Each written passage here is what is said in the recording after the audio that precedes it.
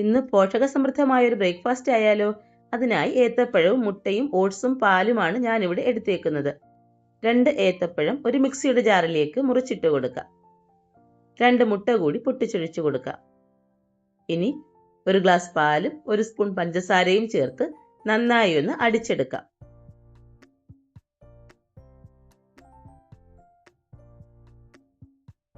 ഇതിലേക്ക് 1 cup oats ചേർത്ത് കൊടുക്കാം.